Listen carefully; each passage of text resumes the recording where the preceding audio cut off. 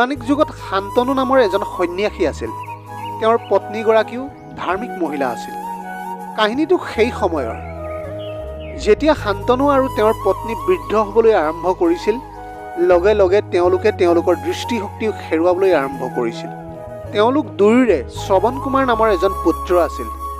শ্ৰৱণ কুমাৰ এজন অতি সহজ সৰল ব্যক্তি আছিল। তেওঁৰ পিতৃ মাতৃক যথেষ্ট মৰম আৰু শ্ৰদ্ধা কৰিছিল। তেওঁ দিনে ৰাতিয়ে মাক দেউতাকৰ সেৱা শুশ্ৰূষাত ব্যস্ত আছিল। তেওঁ মাক দেউতাকক শিশুৰ দৰে যত্ন কৰিছিল।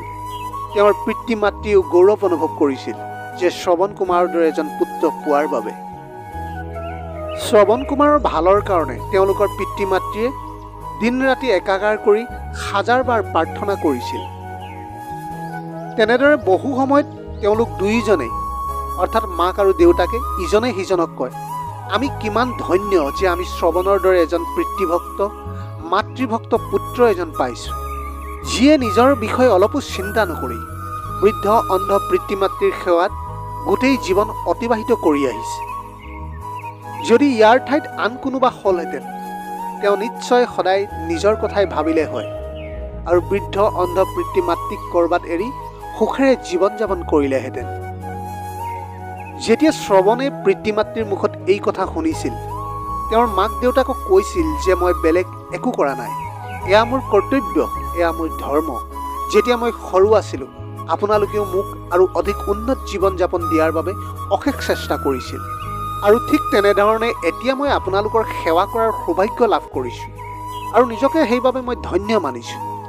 সেয়ে মোৰ মৰমৰ মাতৃ আৰু পিতৃ, আপোনালোক দুয়োজনে যি বিচাৰে মোক কওক, মই নিশ্চিতভাৱে সেইবোৰ সম্পূৰ্ণ কৰিবলৈ চেষ্টা কৰিম।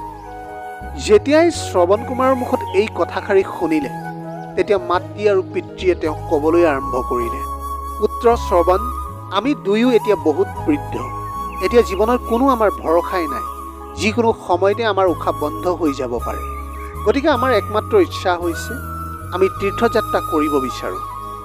তুমি আমাৰ এই ইচ্ছা পূৰণ কৰিব পাৰিবানে বাৰু?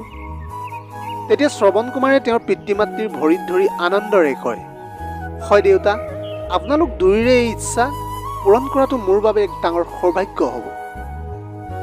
তেনেধৰণে শ্ৰৱণ কুমাৰে তেওঁৰ মাক দেউতাকক কান্ধত তুলি যাত্ৰা আৰম্ভ কৰে।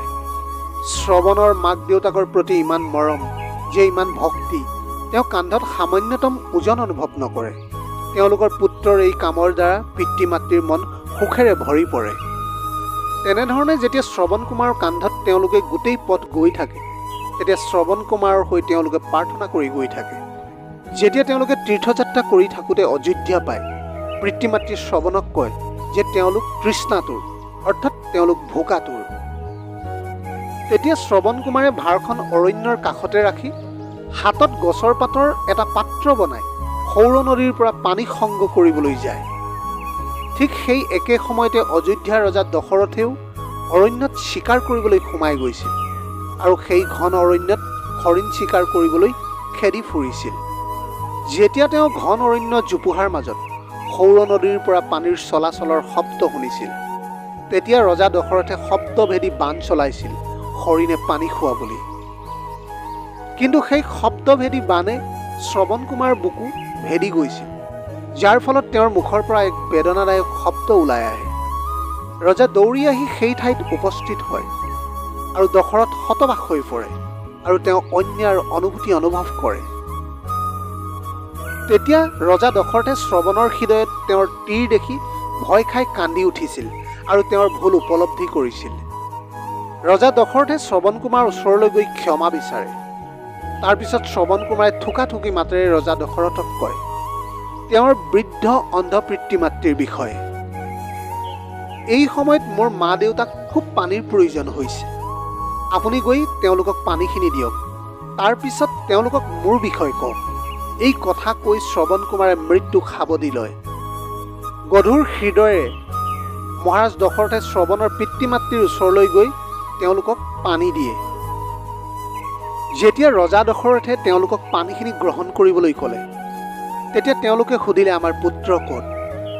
পিতৃ মাতৃৰ এই প্ৰশ্ন শুনি মহাৰাজ দশৰথে তেওঁলোকৰ ভৰিত বাগৰি পৰে আৰু হৈ যোৱা ঘটনাটোৰ বিষয়ে বিতংভাৱে কয়। পুত্ৰ পুত্ৰৰ মৃত্যুৰ খবৰ শুনি মাক দেউতাকে কান্দিবলৈ আৰম্ভ কৰে আৰু দশৰথক তেওঁলোকৰ পুত্ৰৰ ওচৰলৈ লৈ যাবলৈ কয়। মহাৰাজ দশৰথে ভাৰখন তুলি লয় আৰু মাক দেউতাক দুয়োকে শ্ৰৱণৰ মৃত শৰীৰ ওচৰলৈ লৈ যায়। মহাৰাজ দশৰথে নিজকে খুব দুখী অনুভৱ কৰে আৰু তেওঁ ভুলৰ বাবে ক্ষমা বিচাৰে। কিন্তু দুখী পিতৃ মাতৃয়ে তেওঁক অভিশাপ দিয়ে যে আমি যিদৰে আজি পুত্ৰৰ শোকত মৃত্যুবৰণ কৰিবলগীয়া হৈছে, ঠিক এদিন আপুনিও আপোনাৰ পুত্ৰৰ শোকত মৃত্যুবৰণ কৰিব লাগিব। এই অভিশাপ দি পিতৃ মাতৃ দুয়োজনে তেওঁলোকৰ শৰীৰ এৰি মৃত্যুবৰণ কৰে।